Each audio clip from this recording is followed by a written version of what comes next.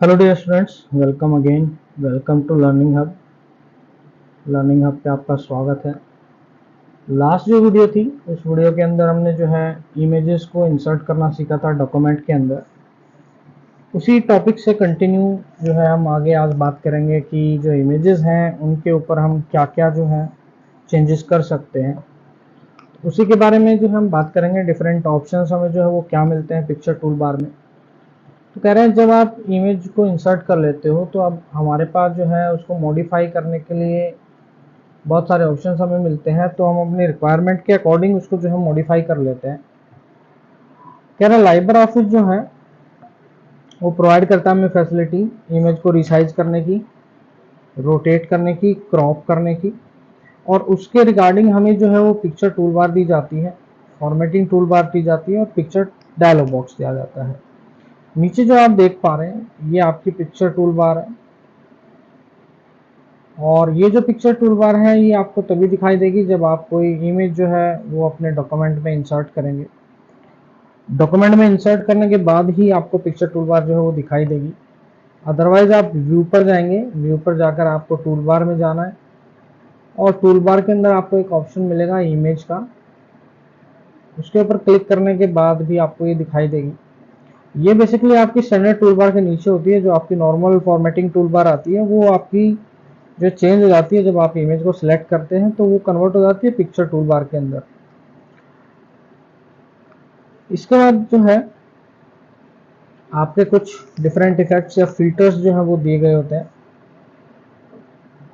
ये जो है ये आपके फिल्टर्स होते हैं, यानी जो आपने इमेज लगाई है उसके ऊपर आप डिफरेंट फिल्टर्स जो है वो अप्लाई कर सकते हैं। तो कौन कौन से फिल्टर्स आप लगा सकते हैं उसको देखते हैं। सबसे पहले जो फिल्टर होता है वो होता है इन्वर्ट। इन्वर्ट का मतलब है जो भी आपकी कलर इमेजेस होगी उनका जो कलर है वो चेंज हो जाएगा, ब्लैक एंड वाइट में जो है वो कन्वर्ट हो जाती है। ग्रे स्केल भी हम उसको कह सकते हैं, तो इसको इन्वर्ट कहते हैं, यानी कलरफुल इमेजेस जो है आपकी ग्रे स्केल में कन्वर्ट हो जाती है। फिर होता है आपका स्मूथ। स्मूथ बेसिकली इमेज को का जो कंट्रास्ट है उसको सॉफ्ट कर देता है और आपको थोड़ी सी इमेज जो है वो ब्लर सी जो है वो दिखाई देती है। शार्पन जो इफेक्ट है वो आपके कंट्रास्ट को इंक्रीज करता है, थोड़ा सा आपको क्लैरिटी जो है वो नज़र आती है इमेज के अंदर।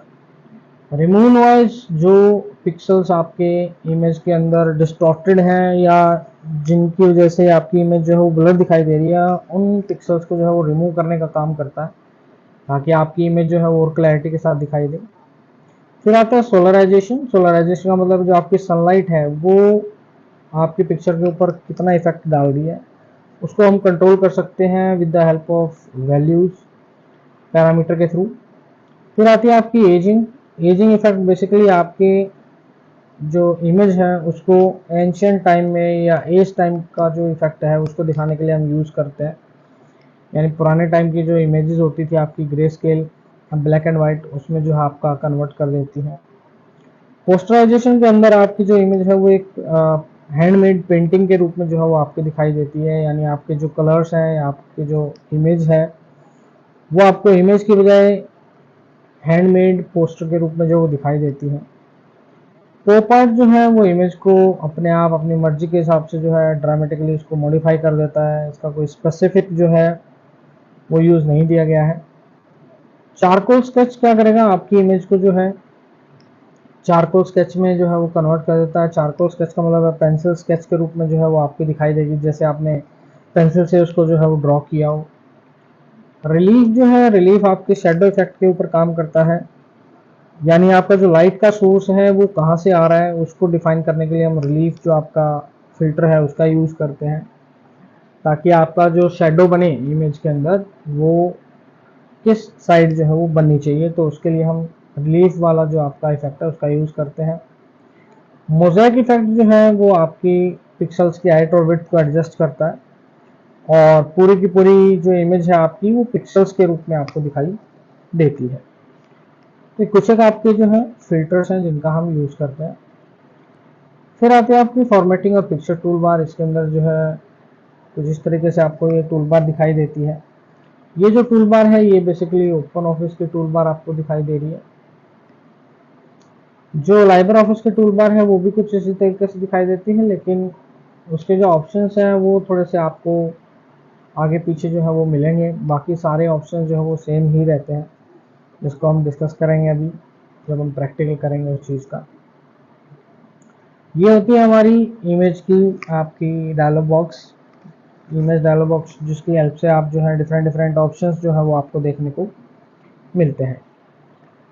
तो इनको प्रैक्टिकली हम देखते हैं किस तरीके से जितने भी फिल्टर्स हमने बात की ये आपकी इमेज के ऊपर जो है वो इफेक्ट डालते हैं।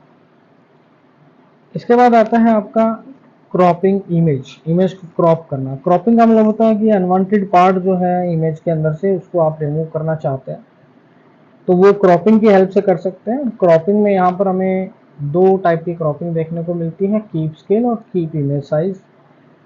तो कीप स्केल का मतलब है कि आपका जो रेशियो है इमेज का, हाइट विड्थ रेशियो जो है, जिसको आपने देखा होगा कई बार आप मोबाइल फ़ोन में जो आप फ़ोटो लेते हैं तो वहाँ पर रेशियो आता है कुछ इस तरीके से, फुल का एक ऑप्शन आता है जिससे फुल स्क्रीन पर आपकी जो है इमेज आती है।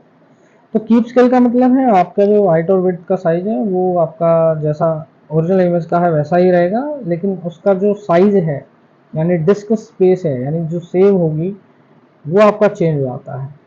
वहीं पर अगर आप कीप इमेज साइज करते हो यानी आप क्या चाहते हो कि आपकी जो इमेज है उसका जो डिस्क स्पेस है वो सेम रहे, तो उस केस में आपके जो स्केल है वो मॉडिफाई हो जाते हैं। तो दोनों में से एक चीज़ जो है आपकी मॉडिफाई होगी। अगर आप स्केलिंग यानी आपकी हाइट विड्थ अगर आप सेम रखना चाहते हैं तो साइज मॉडिफाई होगा, और अगर आप इमेज साइज जो है वो सेम रखना चाहते हैं उस केस में आपका जो है स्केल यानी आपकी जो हाइट विड्थ है वो चेंज हो जाती है। इनको करते हैं हम डिस्कशन डिटेल में, देखते हैं प्रैक्टिकली ये सारे जो ऑप्शंस हैं वो किस तरीके से काम करते हैं। ये हमने लास्ट टाइम जो है इमेज को इंसर्ट किया था, यहाँ पर अगर आप देख पा रहे हैं तो ये हमारा डॉक्यूमेंट था जिसके अंदर हमने इमेज को जो है वो इंसर्ट किया था। यहाँ ऊपर देखें आप तो ये जो है आपकी टाइटल बार होती है, मेन्यू बार होती है, स्टैंडर्ड टूल बार और ये फॉर्मेटिंग टूल बार। तो यहाँ पर पिक्चर टूल बार जो मैंने आपको दिखाई थी वो आपकी जो फॉर्मेटिंग टूल बार है वही आपकी मॉडिफाई होकर पिक्चर टूल बार में कन्वर्ट होती है। कब होती है? जब आप इस इमेज को जो है सिलेक्ट करेंगे तो ये वाली टूल बार आप देखिएगा जो है मॉडिफाई हो जाएगी। जैसे मैंने इसको इमेज को सिलेक्ट किया, यहाँ पर आपकी पिक्चर टूल बार आपको दिखाई दे रही है जिसके बारे में हम बात कर रहे थे। फिर यहाँ पर हमने पढ़ा था एक आपका फिल्टर्स का ऑप्शन जो आपका यहाँ पर दिया गया है, इसके ऊपर आप क्लिक करेंगे तो सारे ऑप्शंस आपको जो है यहाँ नज़र आ रहे हैं, फिल्टर ऑप्शंस। तो इसके अंदर अगर आप इन्वर्ट, पहला ऑप्शन इन्वर्ट पढ़ा था हमने, इन्वर्ट के ऊपर क्लिक करते हैं तो आपका जो इमेज है वो कन्वर्ट हो जाती है, इन्वर्ट हो जाती है, रिवर्स हो जाती है इन टर्म्स ऑफ आपकी जो कलर्स हैं उसमें ब्लैक एंड वाइट में कन्वर्ट होगी। दोबारा आप क्लिक करेंगे तो ये वापस वैसे ही हो जाएगी। सेकंड ऑप्शन पढ़ा था हमने स्मूथ का। स्मूथ के अंदर स्मूथ रेडियस पूछ रहा है कितनी रेडियस पे आप स्मूथ करना चाहते हैं।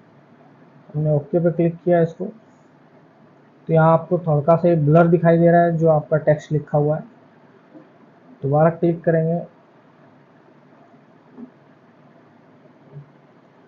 फिर आपका नेक्स्ट ऑप्शन आता है आपका शार्पन का, कंट्रास्ट का। कंट्रास्ट के ऊपर क्लिक करते हैं तो आपका जो कंट्रास्ट है इमेज का वो ऑलरेडी आपका सही है तो उसमें कोई इफेक्ट नहीं होगा। रिमूव नॉइस, रिमूव नॉइस का मतलब आपका पर्टिकुलर पिक्सल्स जो आपके यूजेबल नहीं है या जो आपकी इमेज को डिस्टॉर्ट कर रहे हैं वो रिमूव कर सकते हैं आप। फिर आता है सोलराइजेशन। सोलराइजेशन के अंदर आप जो है थ्रेशोल्ड वैल्यू जो है इंक्रीज डिक्रीज कर सकते हैं। तो देखिए आप इन्वर्ट करेंगे तो यहाँ पर इफेक्ट आपको प्रीव्यू के अंदर दिखाई दे रहा है। जितना आप इसकी वैल्यू को इंक्रीज करते जाएंगे उतना आपका ये देखिए डार्क होता जा रहा है। तो ये इसको हम कहते हैं सोलराइजेशन मेथड, जिसके अंदर आप जो है लाइट जो आपकी है उसको आप कंट्रोल कर सकते हैं जो आपकी इमेज के ऊपर आ रही है। फिर आता है आपका एजिंग इफेक्ट। एजिंग इफेक्ट के ऊपर जो आप क्लिक करते हैं तो आपकी जो इमेज है वो ग्रे स्केल में जो है वो कन्वर्ट हो जाती है। यहाँ पर अगर आप देख पा रहे हैं तो आपको ग्रे और वाइट कलर दिखाई दे रहा है, तो एक ग्रे स्केल जो है वो फीचर है। इसके बाद आता है आपका पोस्टराइजेशन। पोस्टराइजेशन के अंदर जो है आप नंबर ऑफ कलर्स यहाँ पोस्टर्स के चूज कर सकते हैं और उसके अकॉर्डिंग जैसे आप ओके पे क्लिक करेंगे तो आप ये जो ऊपर वाला पार्ट ये देख पा रहे होंगे, तो यहाँ आपको ऐसा महसूस होगा कि ये जो है हाथ से कलर किए गए हैं, पोस्टर्स के रूप में आपको दिखाई देगा, वाटर कलर का जैसे यहाँ पर यूज किया गया हो। उसके बाद आते हैं pope art. Pope art basically dramatically इसको किसी भी चीज को जो है चेंज कर देती है, इसका पर्टिकुलर इफेक्ट नहीं पता कर सकते आप कि ये क्या इफेक्ट जो है किस इमेज पर डालेगी। फिर आते हैं आपका चारकोल इफेक्ट। चारकोल इफेक्ट जैसा मैंने आपको बताया था, चारकोल इफेक्ट में आपका स्केच जो है वो क्रिएट हो जाता है, पेंसिल स्केच जो है उसके रूप में आपको इमेज दिखाई देती है। फिर आता था आपका रिलीफ, यानी आपका जो लाइट सोर्स है वो कहाँ से आना चाहिए।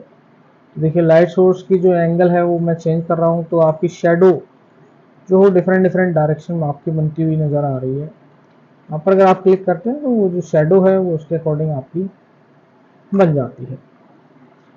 लास्ट आता है मोज़ेक। मोज़ेक में आपके जो पिक्सल्स जो हैं उसके रूप में आपको इमेज जो है वो दिखाई देती है। यहाँ पर आप पिक्सल्स की हाइट और विड्थ जो है उसको मैनेज कर सकते हैं। बाय डिफ़ॉल्ट जो आ रही है वो तो आ ही रही है, आप देख पा रहे हैं।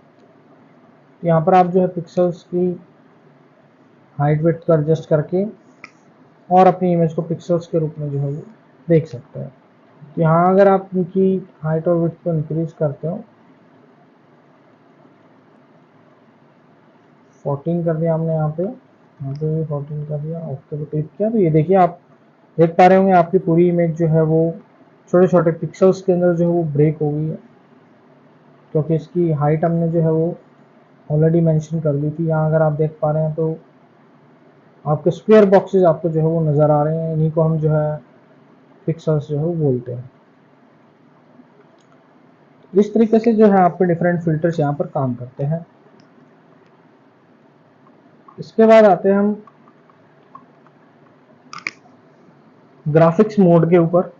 ग्राफिक्स मोड क्या करता है, बेसिकली आपकी जो इमेज का कलर है फिल्टर्स के बाद ही यहाँ पर दिया होता है। बाय डिफ़ॉल्ट जो है वो डिफ़ॉल्ट आता है, डिफ़ॉल्ट का मतलब जैसी इमेज है वैसी की वैसी आपने लगा दी।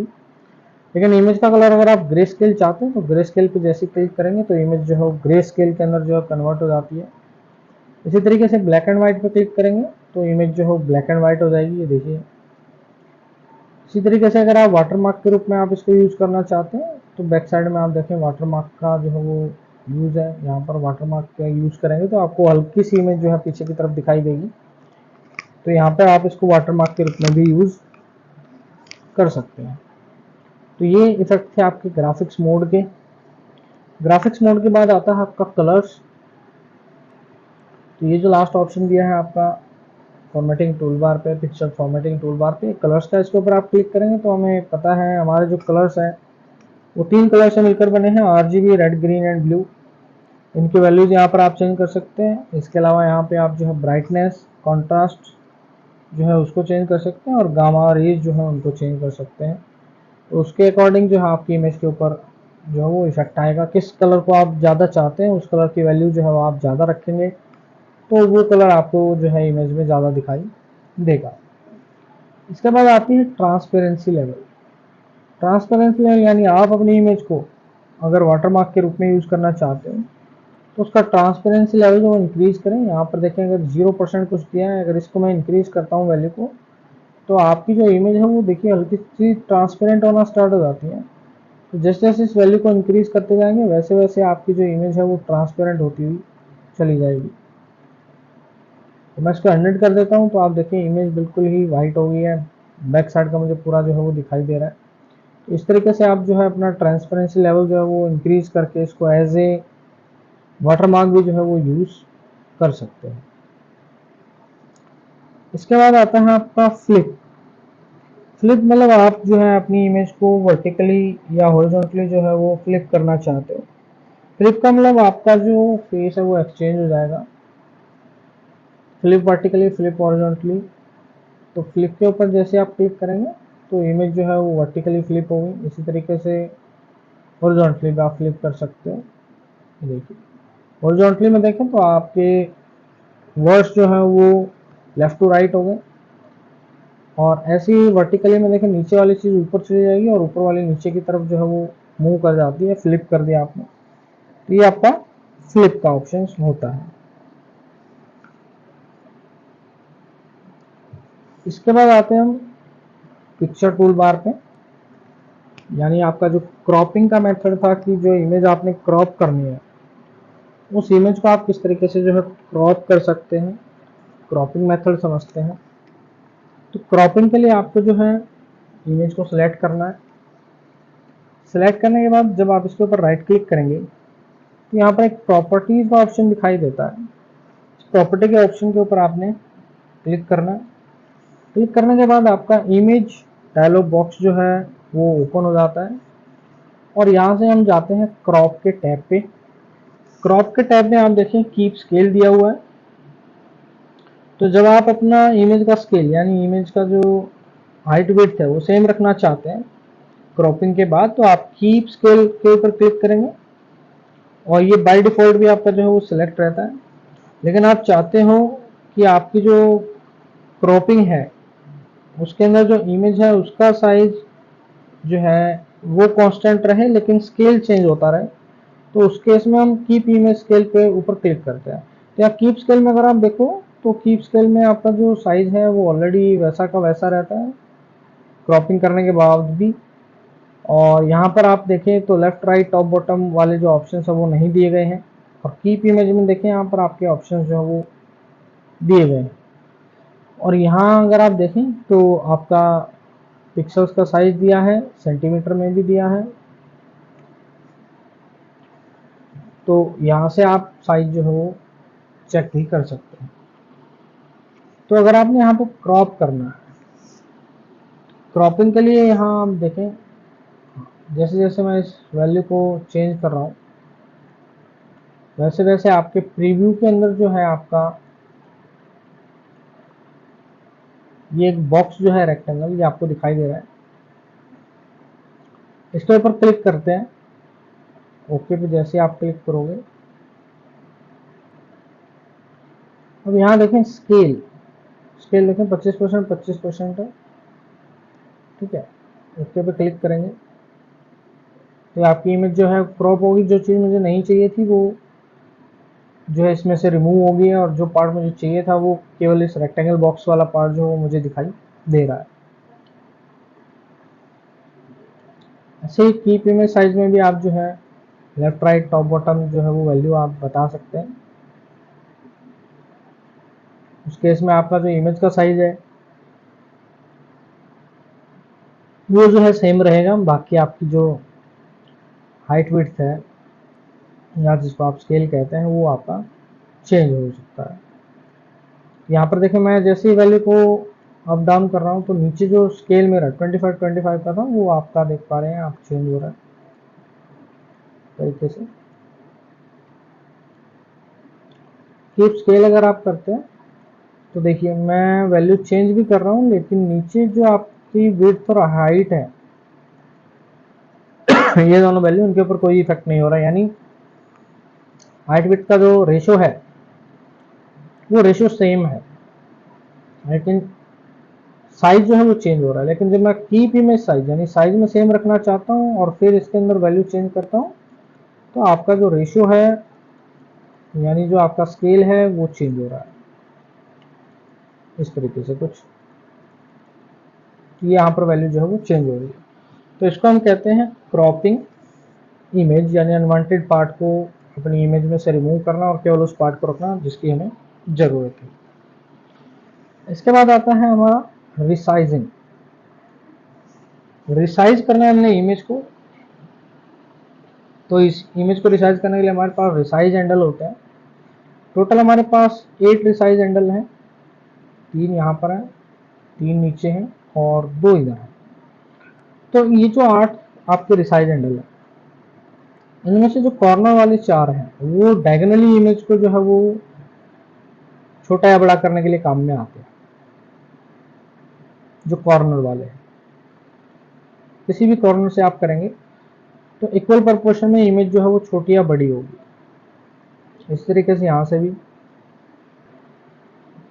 इसी तरीके से ऊपर वाले कॉर्नर से भी आप अगर करेंगे तो इस तरीके से आपकी डायगनली अगर आपने इमेज को रिसाइज करना है तो उसके लिए आपके 4 जो है वो रिसाइज हैंडल यूज होते हैं कॉर्नर वाले।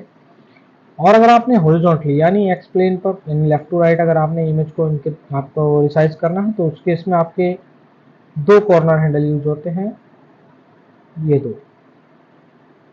और अगर आपने केवल वर्टिकली करना है यानी टॉप टू बॉटम तो भी आपके 2 कॉर्नर हैंडल जो है रिसाइज हैंडल आपके यूज होते हैं टॉप टू बॉटम के लिए, कुछ इस तरीके से।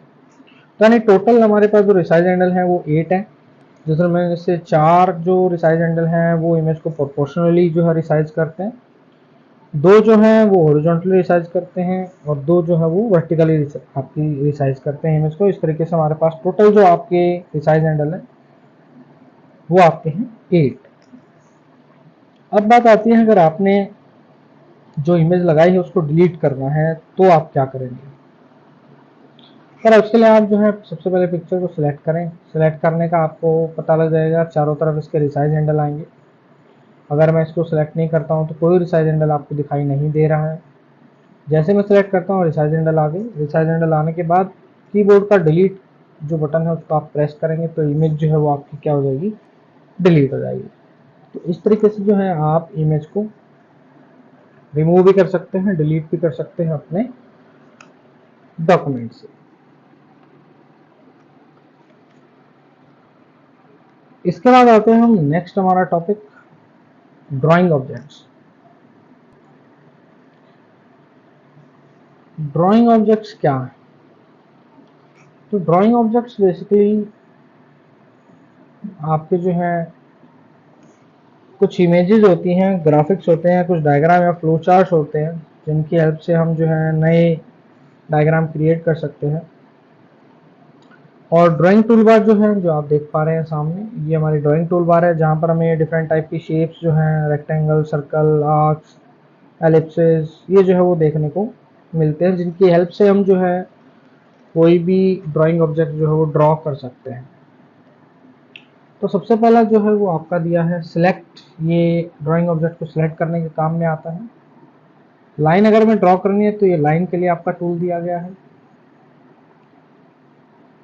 और डिफरेंट टाइप की और भी लाइंस आपको यहाँ देखने को मिल सकती हैं। लाइंस एंड एरो की जो लिस्ट है पूरी यहाँ आपको देखने को मिलेगी। उसके बाद आपकी जो है वो हमें कर्व लिस्ट मिलती है। कर्व लिस्ट में आप जो है डिफरेंट टाइप के कर्व जो है वो क्रिएट कर सकते हैं। ये आपका पॉलीगन है। इसी तरीके से रेक्टेंगल, स्क्वायर हो गया आपका, ये रेक्टेंगल राउंड है, ये रेक्टेंगल सॉरी आपका स्क्वायर है, ये ओवल है, ये सर्कल है। इस तरीके से हमें बहुत सारे ऑप्शन जो है यहाँ देखने को मिलते हैं। ये जो है आपके स्माइलीज हैं, सिंबल्स हैं, ऐसे आपके कॉल आउट्स हैं जिनकी हेल्प से हम जो है कोई भी चीज़ जो है ड्रॉ कर सकते हैं। इन्हीं को हमने देखना है क्या क्या चीज़ें हमें करनी है ड्राइंग ऑब्जेक्ट्स के टॉपिक्स में। सबसे पहले हमें ड्राइंग ऑब्जेक्ट बनानी सीखेंगे, ड्राइंग ऑब्जेक्ट्स जो है वो कैसे इंसर्ट होते हैं। फिर हम सीखेंगे प्रॉपर्टीज़ कैसे चेंज होंगी, रिसाइज कैसे कर सकते हैं, ड्राइंग ऑब्जेक्ट जो है रोटेट कैसे होंगे, पोजिशनिंग जो है वो कैसे आपकी टेक्स्ट के अकॉर्डिंग यहाँ पर अप्लाई होगी। तो सबसे पहले हम समझते हैं ड्राइंग ऑब्जेक्ट्स जो है उनको क्रिएट कैसे किया जाता है या इंसर्ट कैसे किया जाता है। ये हमारी राइटर विंडो है और यहाँ पर हम जो है ड्राइंग ऑब्जेक्ट्स जो है वो इंसर्ट करेंगे या क्रिएट करेंगे। लेकिन उसके लिए हमारे पास ड्राइंग टूल बार का होना जरूरी है जो कि आपकी स्टेटस बार के ऊपर जो है वो दिखाई देती है। और स्टेटस बार के ऊपर अभी अगर आप देख पा रहे हैं तो कोई टूल बार हमारे पास नहीं है।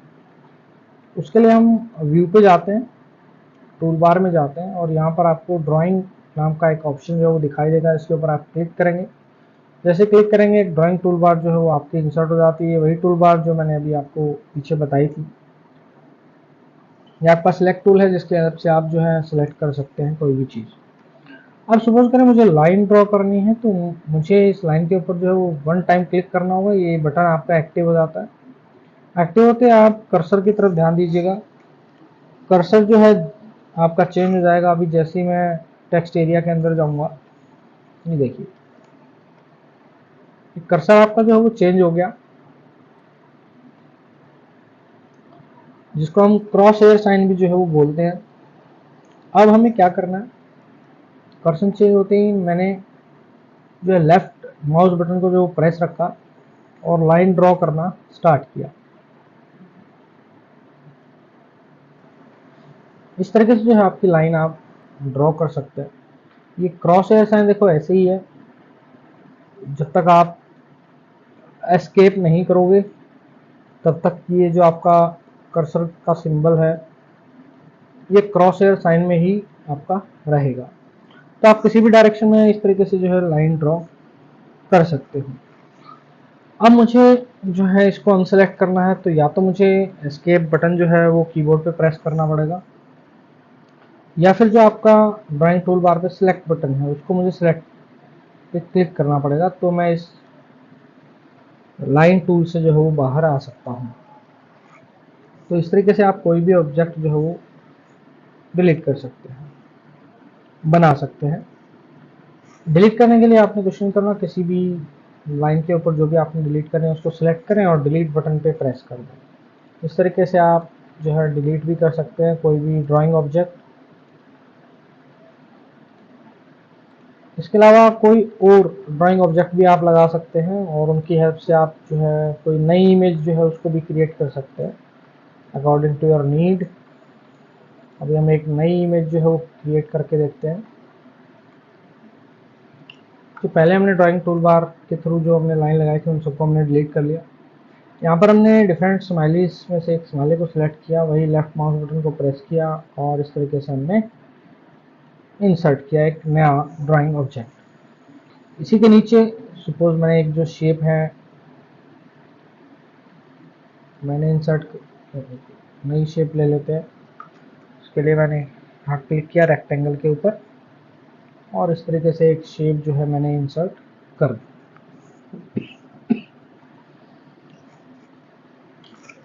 इंसर्ट करने के बाद अब जो है मैं इनका कलर जो है वो चेंज करना चाहता हूँ। यानी अब हम बात करेंगे कि आप किसी ऑब्जेक्ट्स की जो प्रॉपर्टी है वो कैसे चेंज कर सकते हैं। तो ऑब्जेक्ट की प्रॉपर्टी चेंज करने के लिए हमारे पास जो है वो drawing object property tool bar होती है। उसके लिए आपको किसी भी ऑब्जेक्ट को सिलेक्ट करना पड़ेगा। जैसे सिलेक्ट करेंगे तो आपकी जो ड्राइंग टूल जो आपकी फॉर्मेटिंग टूल बार आती है वहाँ पर आपको जो है drawing object property tool bar देखने को मिलेगी। यहाँ से आप जो है चेंज कर सकते हैं अपने ऑब्जेक्ट की प्रॉपर्टीज़ को। प्रॉपर्टीज़ में दो चीज़ चेंज होती हैं, तो इसकी जो आउटर बाउंड्री है यानी इसका जो बॉर्डर है उसका कलर, उसकी थिकनेस वो चेंज कर सकते हैं और एक एरिया कलर आप चेंज कर सकते हैं। तो यहाँ पर मैं आपको दिखा देता हूँ इस तरीके से जो है वो चीज़ें चेंज होती हैं।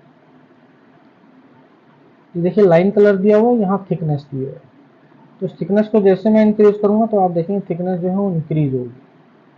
ऐसे ही अगर मैं इसके कलर को चेंज करना चाहूँ तो यहाँ से मैं इसका कलर चेंज कर सकता हूँ।